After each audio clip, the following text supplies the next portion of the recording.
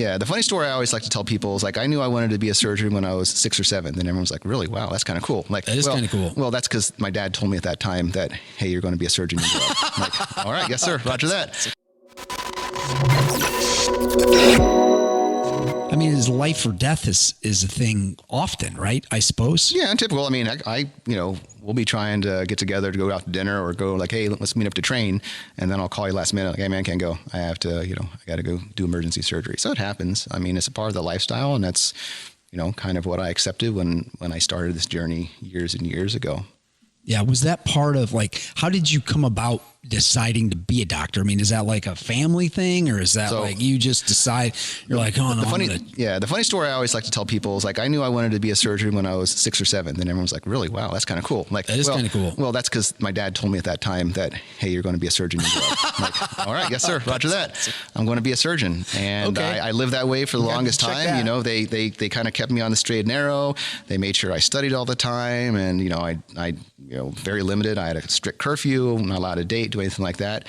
And so, it was kind of towing the line because that's how we were raised back in the day, right? So, first generation immigrants, especially, not to do any stereotypes, but, Filipino families, they are very big into status, right? So when they're playing golf or tennis or mahjong, there's always a conversation of, oh, hey, little Timmy, he's a lawyer. Oh yeah, well, Billy, he's an engineer and he works for GM. And so there was definitely kind of a status that, you would like, you work your tail off so that your kids can have a good life, a good career.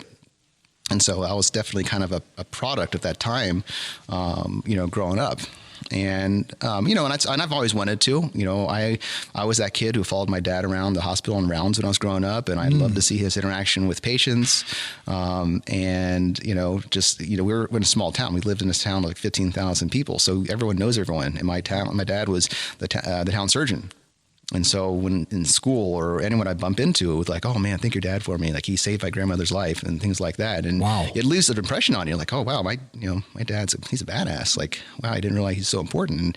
And just like any kid, you want to emulate your dad. So, that was always the goal, and then, I had to find that road myself. I mean, that's always what my parents intended for me. And then you find your own path, right?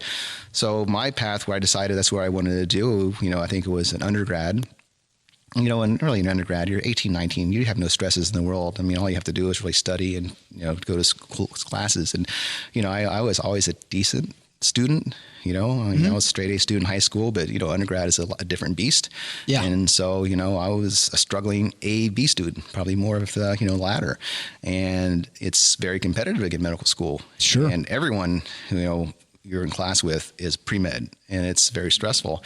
And so I remember having a talk with my dad, and it's like, I don't know if I can do this. This is really competitive, and my grades aren't like they were in high school. And I think the best thing my dad said is like, you know what, whatever makes you happy. Like I'm fine with that.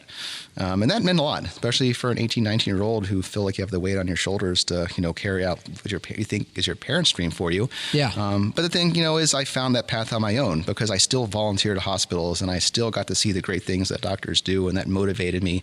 And then I remember too, the summer between my freshman and sophomore year is really instrumental because I think that was the time where I decided, this is why I want to do it. I was volunteering at the hospital back home where my dad worked, and I was taking a patient, from, she's being discharged. So I was taking the patient from, the hospital floor to her car so that she can go home.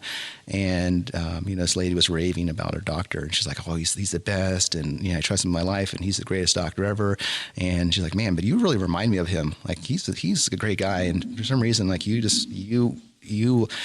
demeanor and everything you do is very similar to him. Like, oh, that's kind of cool. Like, who's your doctor? Who's your surgeon? She's like, oh, it's Dr. Canos is my surgeon. And I didn't say anything. I didn't, just because it kind of struck me.